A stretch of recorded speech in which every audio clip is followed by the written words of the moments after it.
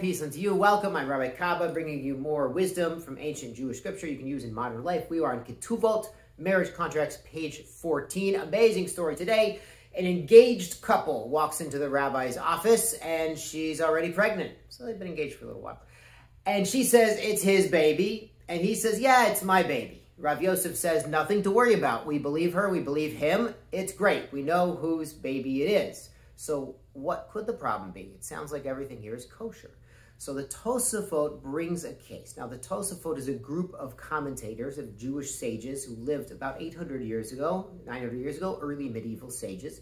And they're explaining cases in the Talmud and often comparing them one to another. So Tosafot compares this to a case in Kiddushin where an engaged woman shows up pregnant and claims the father is her fiancé, and we don't believe her. And we say there's a doubt there that it's possible the child could even be a mamzer, a bastard.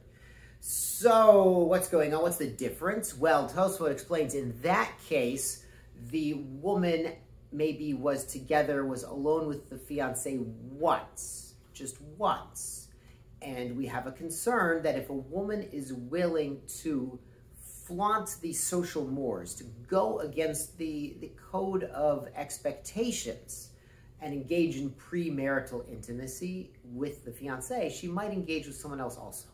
Now to explain, after she's engaged, after she had Kiddushin, she got the ring, she's already considered a married woman, but they wouldn't be living together yet for months, maybe even 12 months later.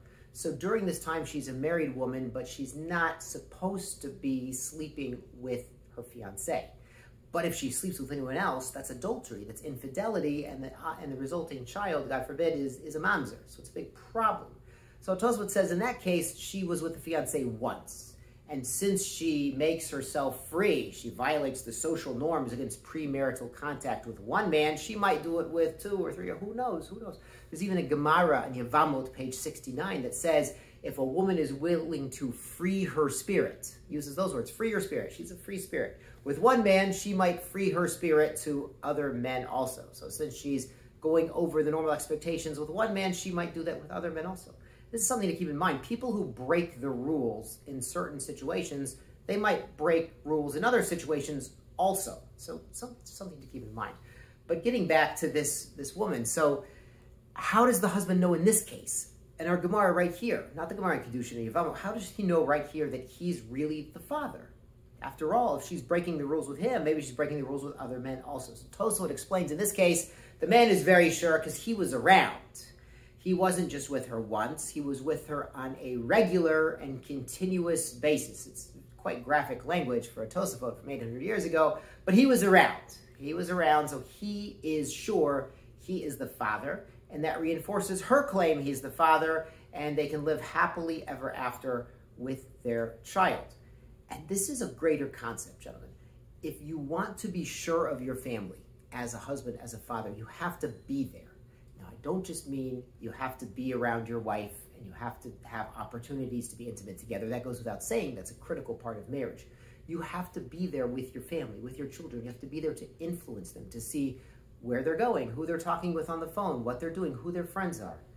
A lot of the problems we have in modern mainstream society is because the father is not present, or the father might be in the household, but he doesn't have the authority to influence the members of his family. Just doesn't have the power or the influence. And this creates a lot of problems that we see, sadly. We see a lot of terrible problems, and a lot of these problems are from the lack of a strong father figure. So the first part of being a strong father figure is to be there. Be there for your wife and your kids. Put in the time, be around them, and know what's going on with your family. Wish you all the best of success with this, and be well. God bless. Please remember to like and subscribe.